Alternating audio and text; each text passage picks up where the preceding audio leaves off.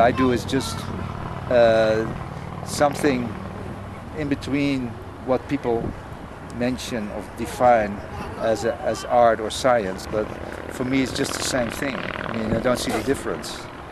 It's just I do what I do, and if people call it art, that's nice.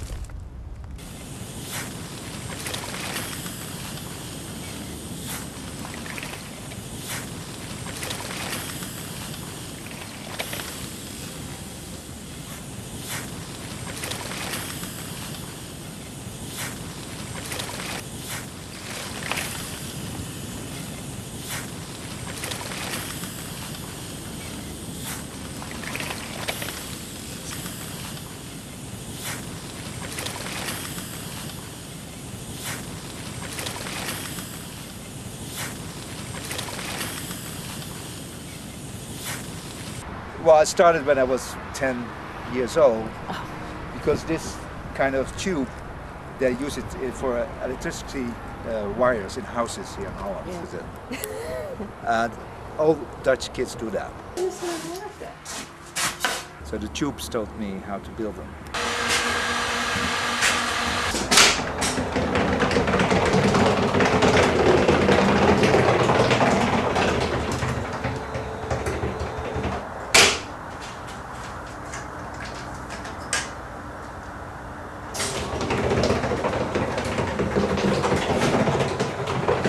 I went to study physics and here in Delft on the university. Then the hippie period came, so I was subtracted from my study, and I became a painter after 7 years of study.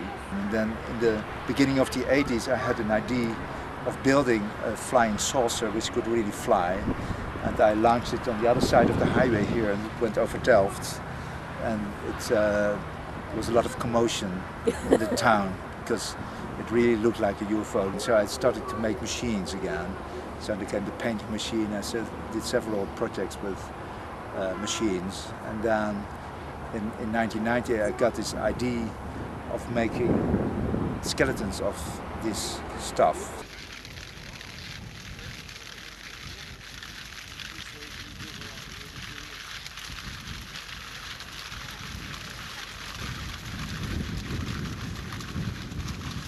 And then I decided one afternoon to go to the shop and buy some of these tubes, and I played with them for an afternoon. And then in the afternoon I have seen so many things that I promised myself to spend 1 year on these tubes. So this is one leg of the first animal from 18 years ago. And this was a very complicated foot. It had 3 limbs. But I learned a lot from that. So it grew in the years, and it never stopped. Yeah, it's still going on. Yeah, of course. This disease. Do you do studies for these and you draw them? I draw a lot, yes. And I have a sort of diary where I make my drawings and my stories and my new things. Well, there were about 25, and they're in public buildings or stored somewhere, or here on the graveyard. Nowadays, the beach animals have the opportunity to store the wind.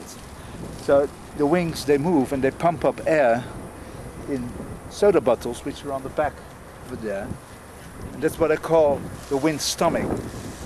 It's the stored energy which they need when the wind is falling away on the beach and the tide would come up, they would still have a little bit of energy to reach the dunes and save their lives. Now I'm working on an animal which has very high feet because they don't like uneven terrain. They don't like little bumps in the sand. So if you make the feet higher, then relatively the little mountains, they become lower. We are busy with a new leg. Outside you see the first big leg. It's upside down over there. That's the first lake. Yeah, it's the first big, serious big leg. So this is the future. The next generation. Next generation, the Ponus altus.